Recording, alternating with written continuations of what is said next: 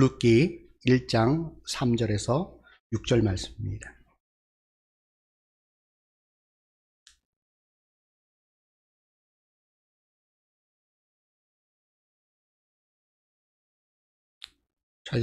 찾으신 줄 알고 제가 봉독하겠습니다.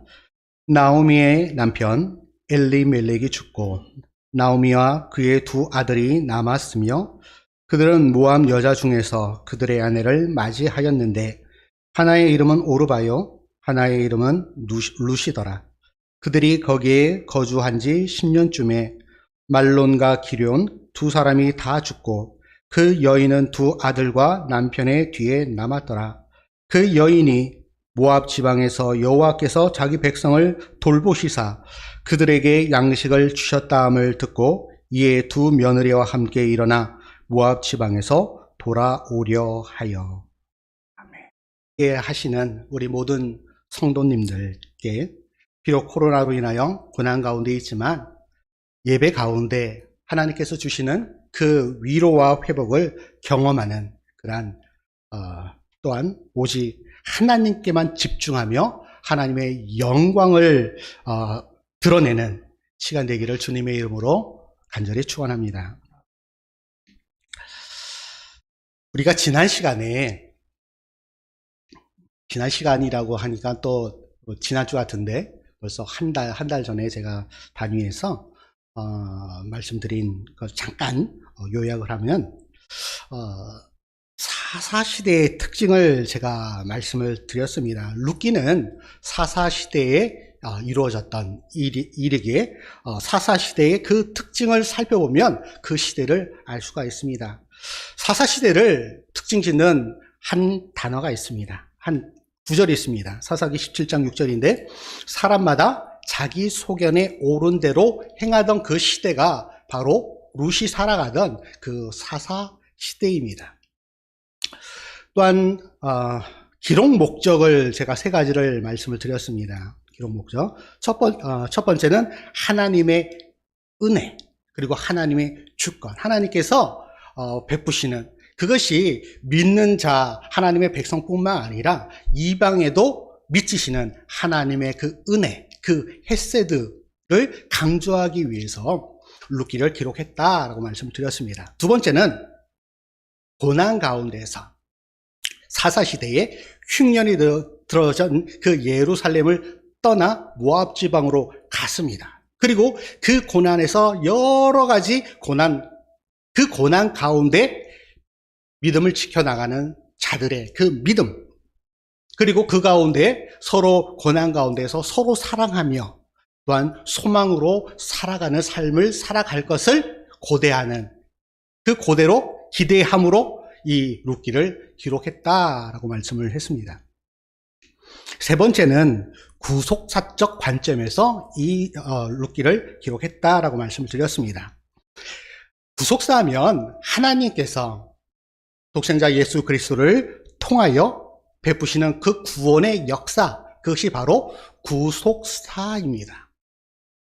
창세기부터 흐르는 구원의 그 역사는 요한계시록까지 이어지는데 이 토탈하여서 이루어지는 하나님의 구원의 역사, 그 구원의 역사의 중심에 누가 있으신가 하면 바로 예수 그리스도가 계시다. 그래서 그 예수 그리스도를 보여주시기 위하여 이 룻기를 기록하고 있다라고 할 수가 있습니다.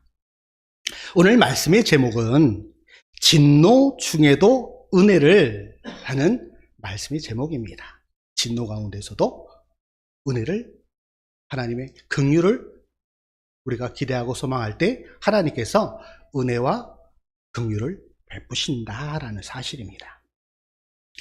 말씀으로 들어가서 엘리멜렉과 나오미가 거주하던 그 베들레헴 땅에 흉년이 들었습니다.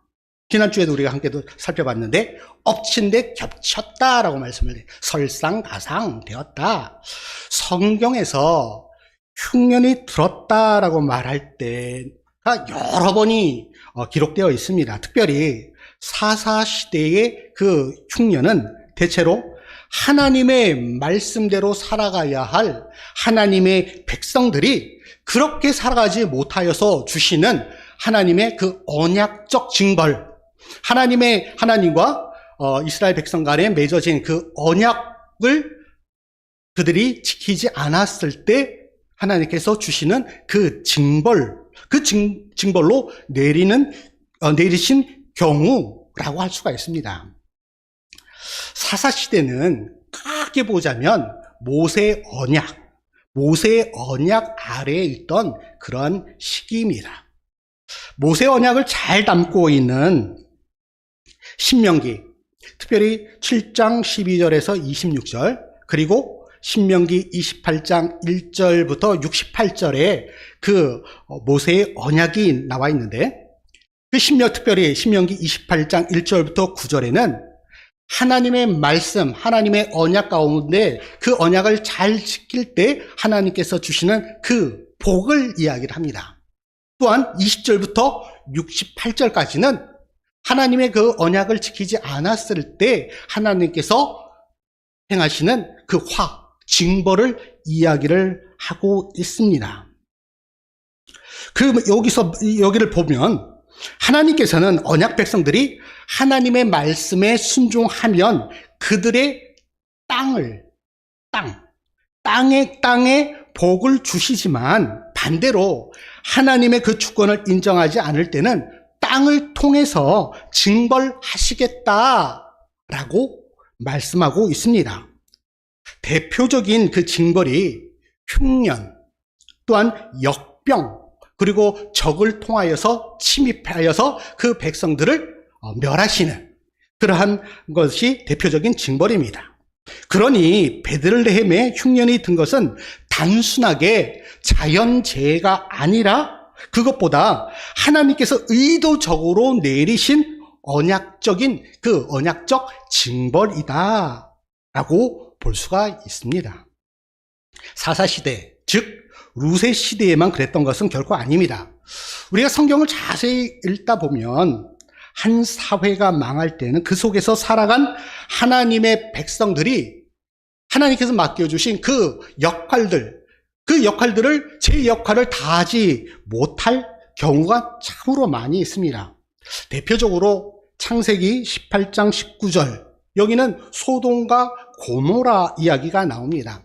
소돔과 고모라가 망한 것이 그 성에 하나님의 말씀대로 살아가던 의인 10명이 없어서 그 소돔과 고모라가 망했다라고 그렇게 말씀하고 있습니다. 그 성에 살던 롯과 그의 가족들만이라도 제대로 하나님의 말씀을 따라 순종하며 하나님께서 맡겨주신 그 하나님의 백성으로의 삶을 살았더라면 하나님께서 그 성을 결코 멸하지 않으셨을 것이다 라는 말입니다. 또한 이스라엘 백성들이 멸망할 때에도 하나님은 예레미야 선지자를 통해 이렇게 말씀하십니다. 너희는 예루살렘 거리로 빨리 다니며 그 넓은 거리에서 찾아보고 알라. 너희가 만일 정의를 행하며 진리를 구하는 자를 한 사람이라도 찾으면 내가 이 성읍을 용서하리라 라고 말씀하고 있습니다. 이스라엘이 망한 것은 그 안에 참된 하나님의 백성이 없어서 한 사람도 없었기 때문입니다. 구약시대도 그랬지만 신약시대에 하나님께서 이 땅의 여러 상황을 통해 하나님의 백성들을 깨워주십니다. 대표적으로 사도행전 8장에서 하나님께서는 예루살렘에 큰 박해를 허락하여 성도들을 유대와 사마리아 그리고 여러 지방을 흩트게 하셨습니다. 디모데전서 2장 2절은 이렇게 말씀합니다. 임금들과 높은 지위에 있는 모든 사람을 위하여 기도하라. 이는 우리가 모든 경건과 단정함으로 고요하고 평안한 생활을 하려 함이라 라고 말씀하고 있습니다. 우리가 모든 사람을 위해 중보하며 기도를 열심히 해야 이 사회가 안정되고 우리의 가정과 우리의 이웃이 평안해질 수 있다라는 말씀입니다. 지금은 우리가 모든 사람들을 위하여 나뿐만 아니라 내 주위에 둘러싼 수많은 그 사람들, 어려움 속에 있는 그 수많은 사람들을 위하여 더욱 기도할 때가 바로 지금입니다. 이러한 원리에 대해서는 종교개혁자들도 그들도 인정을 했습니다. 우리 저기 이태원에 가면은 이슬람 사원이 있죠. 오늘날에도 이슬람이 우리의 삶에 여러모로 위협이 되고 또한 영향도 미치지만 루터와 칼빈, 요 종교개혁 시대에는 더욱 그러했습니다. 특별히 오스만 제국이 유럽을 침략을 해서 이슬람이 전 유럽에 참으로 많은 위협을 가할 때입니다. 무슬림들이 유럽을 군사적으로 위협했기 때문에, 그런데 루터나 칼빈은 이슬람이 그렇게 문제를 일으키는 것은 하나님의 백성들이 하나님의 말씀대로 제대로 살지 못해서 하나님께서 주시는 그 채찍, 즉 이슬람 그 세력이 하나님의 채찍, 하나님의 몽둥이 막대기가 되었다라고 그렇게 생각을 했습니다. 어떤 고통이나 고난의 원인을 섣불리 우리가 단정할 수는 없습니다. 신학적으로 보자면 고통과 고난의 원인을 크게 두 가지로 나눌 수가 있을 것 같습니다. 첫 번째는 자연재해나 질병으로 인한 고통과 고난입니다. 이것을 자연적 악이라고 부를 수가 있습니다. 우리가 잘 아는 지진이나 태풍, 그리고 암이나, 그리고 지금 우리가 경험하고 있는 이 코로나 바이러스, 이러한 여러 가지 자연재해와 질병으로 인한 감염증 같은 것들이 이것에 해당이 됩니다. 이에 대해서는 인간에게 직접 책임을 물을 수가 없습니다. 둘째는 사람이 잘못해서 생긴 고통과 고난입니다. 이것을 도덕적 악이라고 부를 수 있는데, 육체적, 정신적 폭력이나 가해행위, 학대, 살인 같은 범죄가 이에 속합니다. 이에 대해서 인간이 법적으로든 윤리적으로든 책임을 져야 하는 부분이 바로 이 부분입니다. 자연적 악과 이 도덕적 악, 자연이 주는 고통과 고난, 그리고 사람이 잘못해서 주는 생긴 고통과 고난, 이것이 때때로 연결되어 있어 서로 간에 연결이 돼서 그 원인을 찾기가 그렇게 쉽지는 않습니다. 예를 들어 지금 전 세계가 겪고 있는 이 코로나 바이러스로 인한 이 팬데믹이 그렇습니다. 이 바이러스는 우리가 잘 알다시피 중국의 우한에서 박쥐로 인하여서 된 것이다. 인간이 야생 동물의 서식지를 무리하게 침범해서 생긴 결과다라고 보는 이들도 있습니다. 고통이나 고난의 그 원인이 정확하게 어떤 것인지 몰라도 우리 신자들, 우리 성도들은 이를 대하는 기본 자세를 갖추어야 합니다. 고통과 고난 속에서 우리를 돌아보고 하나님께로 나아가는 것입니다. 우리가 사는 이 땅에서 일어나는 일들을 우리가 신앙과 별개다라고 생각해서는 결코 안 됩니다. 혹시 어렵고 혼란스러운 사회를 보면서 이게 다, 이 모든 것들이 우리에게 닥치는 여러 가지 고난, 고통, 어려운 이러한 상황들이 다 내가 하나님의 백성으로서, 하나님의 자녀로서, 내가 그리스도인으로서 하나님 앞에 기도하지 않음으로 인하여서 발생이 된 것이다 라고 그렇게 생각해 본 적이 혹시 있으십니까? 어떤 사람은 속으로 이렇게 생각할지도 모릅니다. 정치가들이, 그리고 경제를 움직이는 사람들이, 그리고 사회에 유망한 사람들이, 그러한 사람들이 정치를 잘못해서 경제적으로 경제에 신경을 안 써서 사회의 문제에 관심이 없어서 그런 문제들이 발생이 됐다. 그래서 이 나라가 혼란한 거야. 난 아무 잘못도 없어. 나는 내가 해야 할 것은 아무것도 없어. 이렇게 생각하시는 분이 있으십니까? 그러나 사회가 혼란하고 세상에 평화와 공의가 사라질 때 참된 성도라면 내가 하나님 앞에 영적으로 게으르고 하나님 앞에 그리스도인으로서 이 시대를 품고 이 나라와 민족을 가슴에 안고 기도를 안 해서 이러한 일들이 일어났다는 것 아닌가 하며 자신을 돌아볼 수가 있어야 합니다. 그것은 하나님께서는 그분의 백성들이 사는 모습을 보시면서 이 땅의 상황을 움직여 가시기 때문입니다. 우리는 나라와 사회가 처한 상황에 책임의식을 갖는 그러한 그리스도인들이 되어야 합니다. 자, 이제 본문으로 들어가서 흉년이 들자 이제 엘리멜렉은 고향 베들레헴을 훌쩍 떠나 모압으로 거주지를 옮깁니다. 왜 그랬는지는 우리 본문에 나와 있지 않지만 여러 정황으로 살펴볼 때 엘리멜렉의 행동을 결코 우리가 긍정적으로 보기가 어렵습니다. 우선 하나님의 백성이 약속의 땅, 하나님께서 복 주시겠다라고 약속하신 그 약속의 언약의 땅을 떠난 것만 해도 불신앙의 행동이라고 할 수가 있습니다. 하나님을 신뢰하지 못하고 자기 나름대로 살 길을 찾아 피신한 것이기 때문입니다. 이것은 하나님께서 아브라함에게 주신 언약과 모세에게 주신 언약을 어기는 불순종의 행동입니다. 아까도 말씀드렸다시피 아브라함과 모세의 언약에서 공통으로 주시는 것이 무엇이냐면 땅에 주시는 축복입니다. 그런데 약속하신 그 언약의 땅을 버리고 떠났다. 잠시 어려움이 닥쳤는데 그 어려움을 모면하기 위해서 그 약속의 언약의 땅을 떠났다라는 것은 불순종의 행동입니다. 약속의 땅은 특별히 하나님께서 언약해 주신 그 약속의 땅은 함부로 떠나서는 안 됩니다.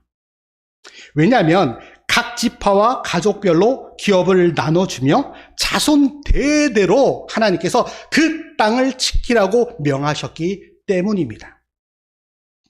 구약 성경에서 약속을 떠나는 것은 언제나 나쁜 일이 일어날 그 전조입니다.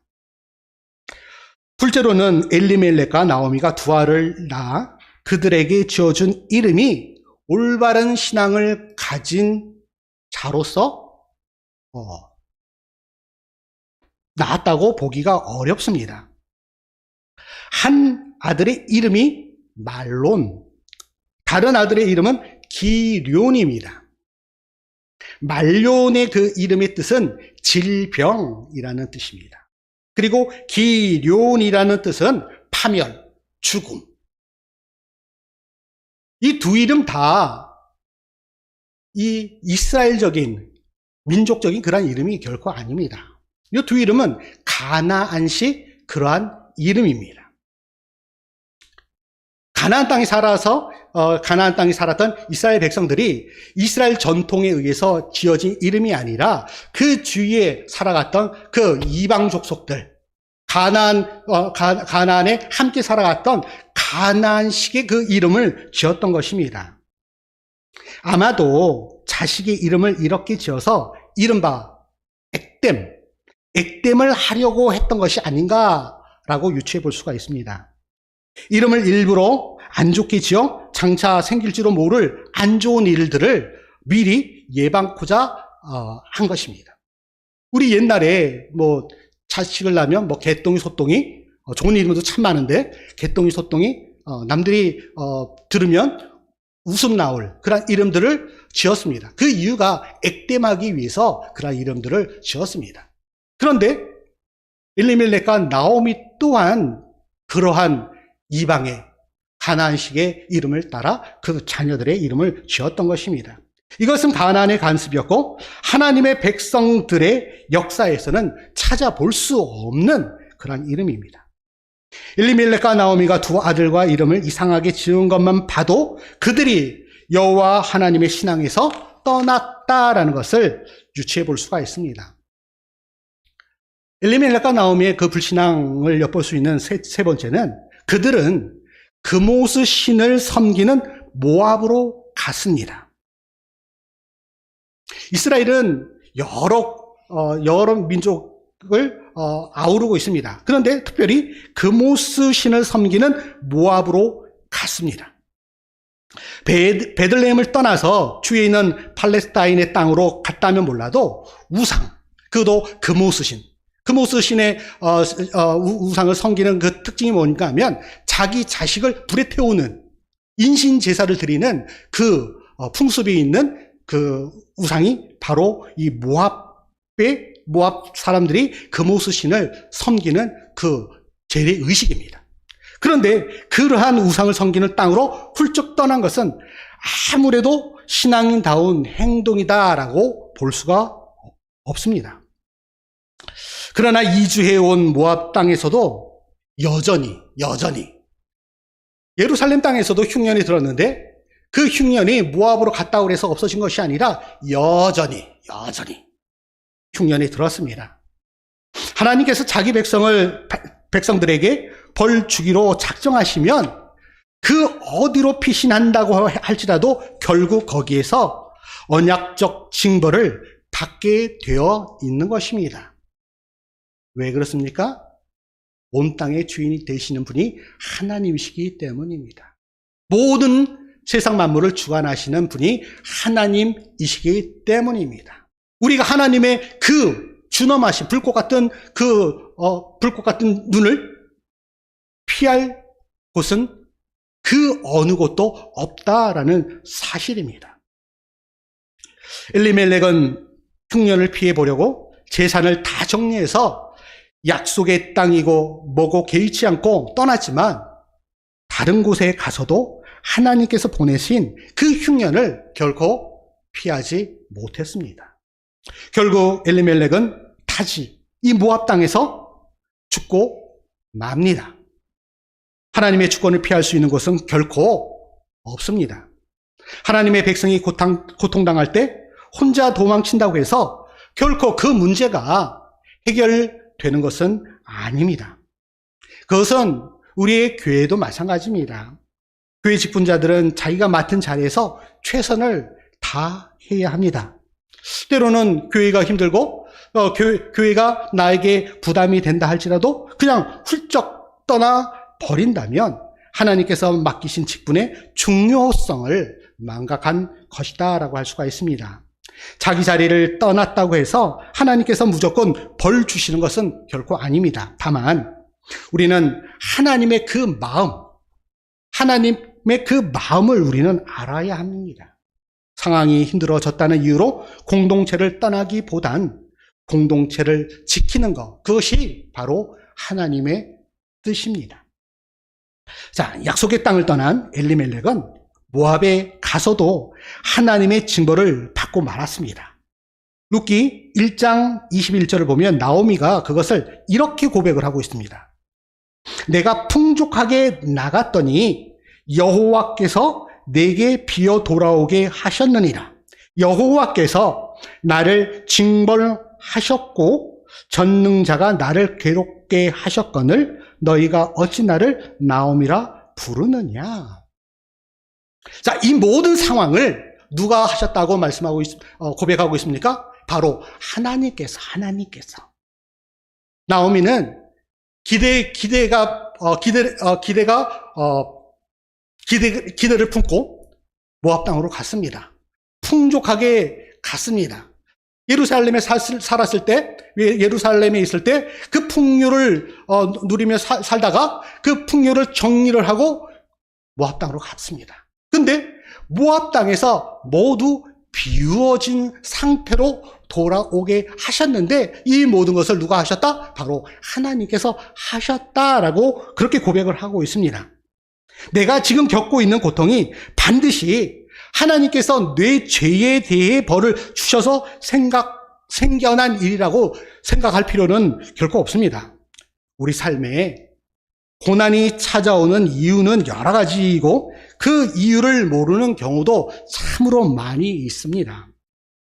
하지만 하나님 앞에서 살아가는 신자라면 내가 겪는 이 고통이 내 죄 때문은 아닌가 하고 나 자신, 나 스스로를 돌아보아야 합니다.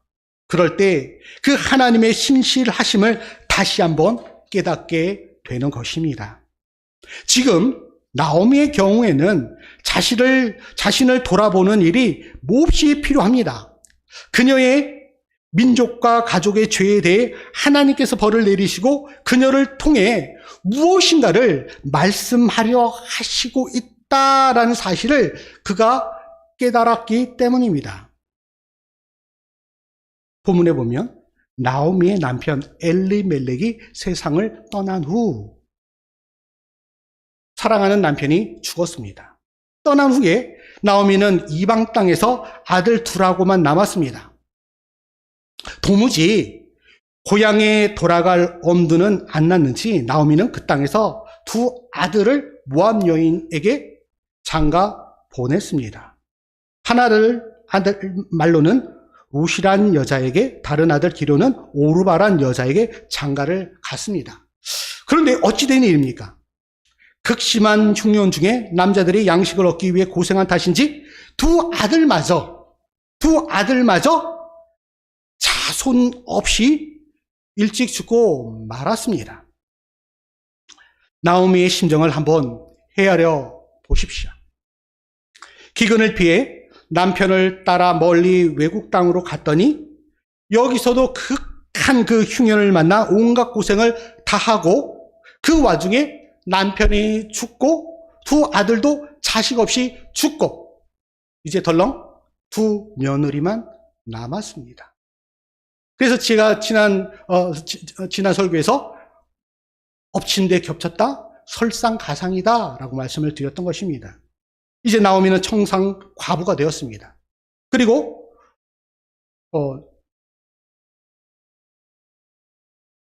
혼자만 청상 과부가 된 것이 아니라 그 며느리들까지 청상 과부가 된 신세가 되었습니다. 상상해보면 정말 어떻게 표현해야 할지 모를 정도로 힘든 그런 삶입니다. 한 가정이 어떻게 이렇게 완벽하게 무너질 수가 있습니까? 나오미 앞에는 더 이상 희망 없는 삶만 놓였습니다. 그런데 그러던 어느 날 저 멀리 고향에서 좋은 소식이 들려옵니다. 하나님께서 그분의 백성들에게 양식을 주셨다라는 사실입니다. 그들에게 이 소식은 복음과 같았습니다. 사사기를 보면 패턴이 있습니다. 그거를 죄악의 사이클이다라고도 하고 죄악의 그 패턴이다라고도 하는데, 사사기를 보면 이스라엘 백성들이 타락했을 때 하나님께서는 그들에게 징벌을 주시지만 그들이 하나님 앞에 회개하며 부르짖을 때 그들을 불쌍히 여겨 그 징벌을 걷어주시고 그들을 구원하신다 라는 그 사이클이 계속 돌아가는 것을 사사기를 보면 알 수가 있습니다. 룻기는 사사시다라고 했습니다. 그렇게 이 룻기 또한 사사기의 그 패턴을 따라가고 있는 것을 볼 수가 있습니다. 베들레헴의 흉년이 든 것을 영적 측면에서 언약적 징벌로 이해해야 한다면 다시 베들레헴에 양식을 주신 것 역시 언약을 회복시켜 주시는 하나님의 그 자비하심, 하나님의 그 긍휼하심, 하나님의 헤세드의 그 은혜라는 측면에서 우리가 생각해 볼 수가 있습니다. 하나님께서 타락한 자들을 불쌍히 여겨 다시 일하시는 것, 죽어 마땅함에도 불구하고 하나님께서 그들을 다시 구원하시는 것, 그것이 바로 하나님의 은혜, 하나님의 헤세드인 것입니다. 성경을 보면 죄는 인간이 다 저지릅니다. 인간은 자신이 저지른 죄 때문에 스스로 불행에 빠지게 됩니다. 하지만 하나님께서는 그런 인간을 그냥 보고만 계시지 않습니다. 찾아와 이름을 불러주시고 만나주실 뿐만 아니라 그 죄인을 새롭게 하셔서 새로운 피조물로 만들어 가신다라는 사실입니다. 구원해 주신다라는 사실입니다. 베들레헴의 흉년이 든 것은 하나님의 백성들의 죄 때문이었습니다. 혼자 살 길을 찾아 베들레헴을 떠난 엘리멜렉과 나오미 역시 죄인입니다. 하지만 하나님은 그들을 결코 버리지, 그냥 그대로 내버려 두지 않으셨습니다. 진노 중에도 은혜를 잊지 않으시는 하나님이십니다. 다시 찾아와 그들을 구원해 주십니다. 하나님의 그 움직이심, 하나님의 그 일하심, 하나님의 그 행동하심, 그것만이 절망에 빠진 자들이 구하고 찾아야 하는 유일한 소망인 것입니다. 지금 우리가 붙잡아야 하는 것은 바로 이러한 하나님의 헤세드의 은혜입니다. 은혜. 오직 하나님의 은혜만이 우리 삶을 변화시킬 수 있습니다. 시대의 어려움 앞에서 그리스도인들은 책임감을 느껴야 합니다. 그렇기에 이 시대와 지금 이 상황을 가슴에 품고 우리 그리스도인들은 기도해야 합니다. 이 팬데믹, 코로나 팬데믹의 이 상황 가운데 이 시대와 이 나라와 이 민족을 가슴에 품고 기도해야 하는 것, 해야 할 사람들이 바로 저와 여러분, 우리 그리스도인인 것입니다. 어떻게 기도하면 좋을까요? 이렇게 기도하면 좋겠습니다. 이 세대를 불쌍히 여겨 주소서. 제게 맡겨주신 사명과 직분을 망각하거나 포기하지 않고 최선을 다해 지켜 주소서. 우리 가정과 교회와 사회와 나라와 민족에 하나님께서 베푸신 그 은혜를 경험하게 도와주시옵소서. 감당할 수 없는 고난과 환난이 닥쳐온다 할지라도 의인은 오직 믿음으로 살아가는 것을 보여주는, 세상을 향하여 보여주는 인생 되게 하여 주시옵소서. 진노 중에서라도 성도들을 향한 하나님의 그 긍휼하심을 기억하고 감사하는 인생 되게 하옵소서. 결코 악에 지지 않고 고난 앞에 당당히 서서 시대의 조류에 편승하지 않고 온전한 믿음으로 단련되게 도와주시옵소서. 진실하고 정결한 마음으로 날마다 새롭게 되어 하나님께서 이 시대를 향하여 외치시는, 하나님께서 이 시대를 향하여 요구하시는 그 일에 동참하는 우리 모두가 되게 도와주시옵소서. 이렇게 기도해야 할 때가 아니겠습니까? 이렇게 함께 이 시대를 품고 이 나라와 민족을 품고 이 상황을 품고 기도함으로 인하여 하나님께서 주시는 그 응답 속에서 함께 평화를 누리며 위로를 받고 함께 하나님의 그 은혜를 누리며 살아가는 저와 여러분 되어지기를 주님의 이름으로 간절히 축원합니다.